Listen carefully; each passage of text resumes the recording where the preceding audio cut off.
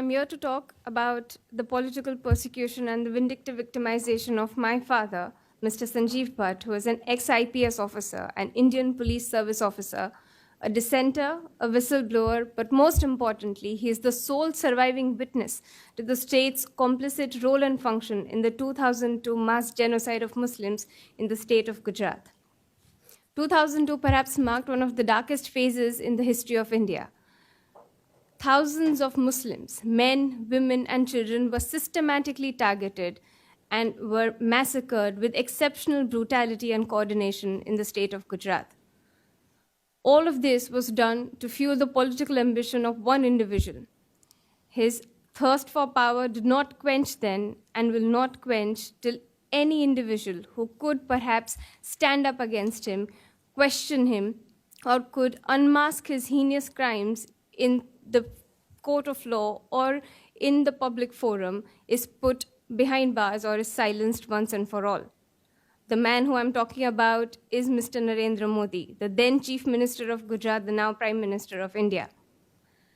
The years following the 2002 genocide in Gujarat witnessed numerous extrajudicial killings and fake encounters in the state of Gujarat of Muslims, all under the pretext of protecting the then Chief Minister of Gujarat. In 2009, a court-appointed investigative commission was set up to look into the state's complicit role and function in the 2002 riots.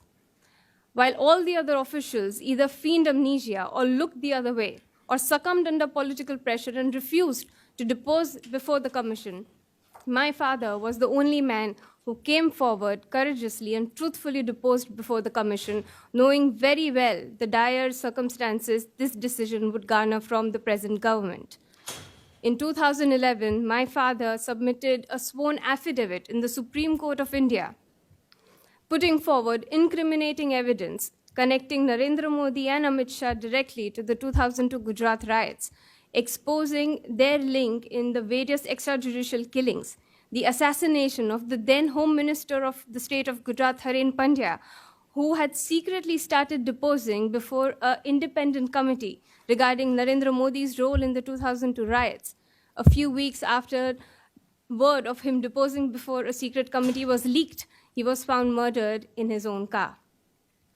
My father's testimony before the Supreme Court and various other commissions also shed light on the colluded nature of the SIT, the very investigative committee which was set up to investigate the state and the state officials that it was supposed to be impartially looking into. The years following 2002 saw vindictive victimization of my father and my family. The very morning my father submitted the affidavit in court, that same evening he was suspended from duty. As Narendra Modi and the BJP rose in power within the political arena, our vindictive victimization also increased parallelly.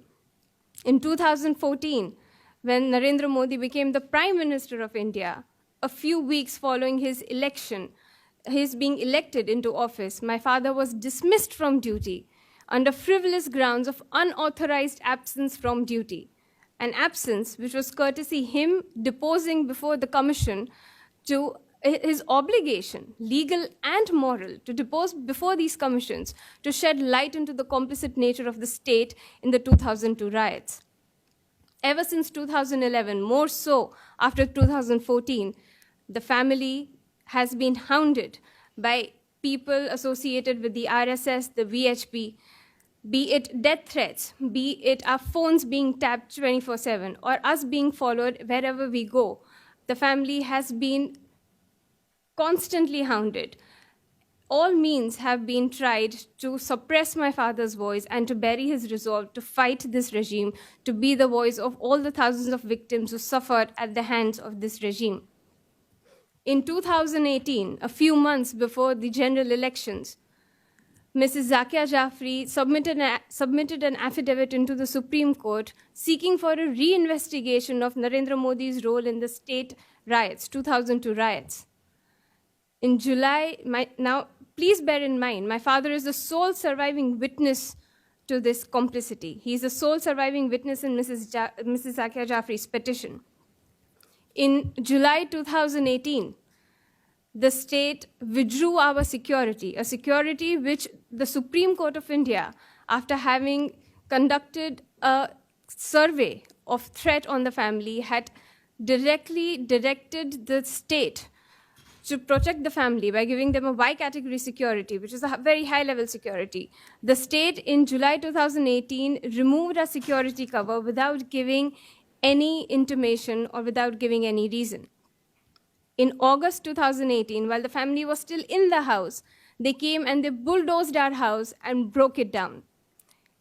In September, 5th of September 2018, they came and they took away my father in the wee hours of the morning to question him in a 30-year-old dormant case, a case which had been investigated and had been stayed by the Supreme Court, only and only to finally tie the last link that can perhaps link Narendra Modi to the 2002 riots. Ever since September 2018, it has been 15 months and my father has been languishing in jail. His only crime that he did not buckle under any political pressure, that he dared to stand up against this political regime, and that he dared to fight for the thousands who were victimized by this politics of hate and violence. Since September 2018, we have been running from pillar to post within the judiciary to seek for a fair trial, to seek for justice. Either the judges recuse themselves from hearing the case or would just not take it before their bench under immense political pressure. In June 2019, a lower sessions court in India, sentenced my father to life imprisonment for an alleged case of custodial death. Now let me shed some light into this case of custodial death. The deceased was never arrested by my father. This is an incident of the year 1990, when 133 rioters were arrested by a local police in a district in Gujarat. The deceased was part of the contingent of those 133 rioters who were burning Muslim houses and who were trying to destroy mosques after the demolition of the Babri Masjid. The deceased was never in the custody of my father. The deceased was never arrested by my father. The deceased died 18 days after being out of police custody. All of his forensic reports, all of his medical reports, his histopathological reports, all of them say that there is absolutely no indication of internal or external injuries, that there are no indications of any internal or external trauma or grievances, that this death is not death by torture. Yet, without taking any of these evidences in cognizance, without letting us call in a single defense witness, without letting us cross-examine any prosecution witness, the lower sessions court in the state of Gujarat convicted my father for a crime he did not commit and sentenced him to life imprisonment. There cannot be a more blatant example of vindictive victimization by this regime to silence any voice that can perhaps tie them to the heinous crimes that they have committed. For years now, this regime has been systematically orchestrating crimes of hate, violence, and have been getting away with it. The entire system, the 4 pillars of our democracy, at this point in time are completely subverted and have collapsed. It is now more than ever that all the people who have, at great personal and professional cost, have defended all of these victims. It is now more than ever that all of these people who have relentlessly been the voice and who have defended all of these victims of hate and violence, who are now being politically persecuted, should be defended. It is extremely important that now, when the defenders are being victimized, that we stand by them and we defend the defenders.